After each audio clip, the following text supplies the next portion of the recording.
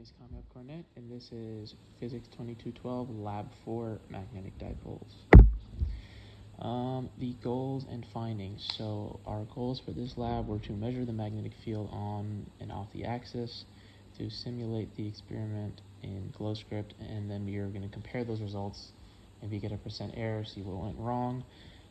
The magnetic dipole moment calculated as 1.5315, and here is where it is quite apparent that the off-axis magnetic field of the experiment and the off-axis magnetic field that we simulated are very different, but we will get to that later. So here are some key formulas that we used. These formulas will pop up whenever we're talking about magnetic fields, magnetic dipoles.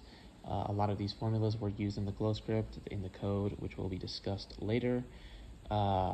So here we have the magnetic field of a dipole, the general magnetic field of formulas in the bottom left, the magnetic field of a loop, and all these formulas are very important.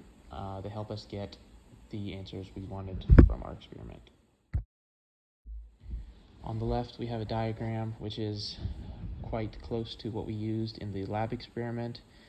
In our experiment, our system is our observation point on our phone, where the magnetometer is located, and the surroundings are the bar magnet and whatever else we use for the experiment. Okay, so the lab procedure. This diagram on the right was taken directly from the lab. Depicts a phone with some tape and then 2 meter sticks, and the magnetometer is a distance d from the magnet.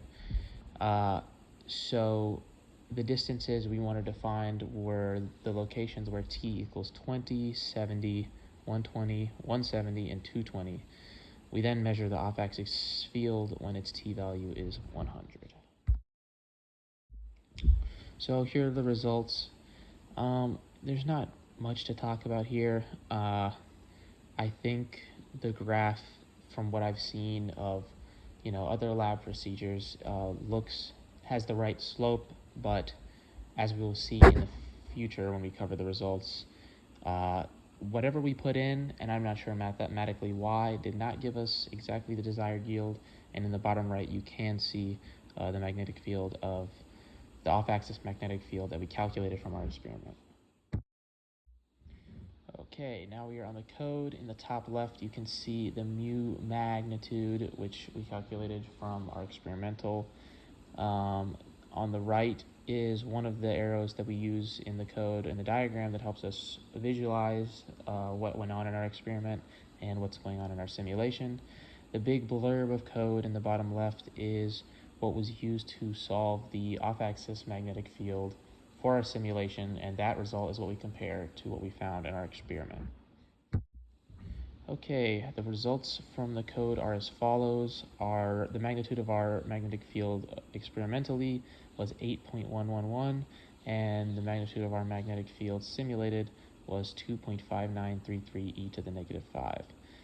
Okay, so I actually got a 3,000,000% error. That's not satirical, and I don't have enough time to mathematically calculate why this went wrong, but we will get into the errors on the next slide.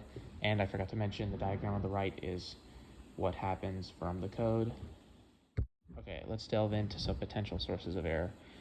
It is very likely that the magnetometer was calibrated very wrong.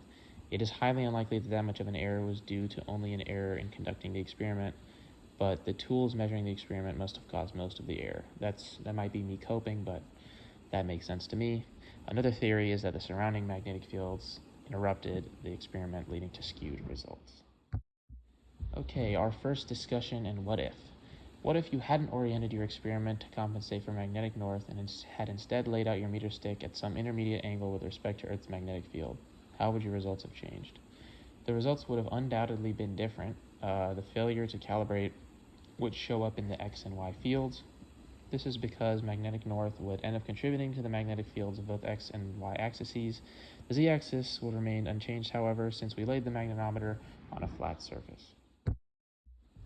What if you were to stick 2 identical magnets together end to end and run the experiment again? How would you expect your measurements to differ?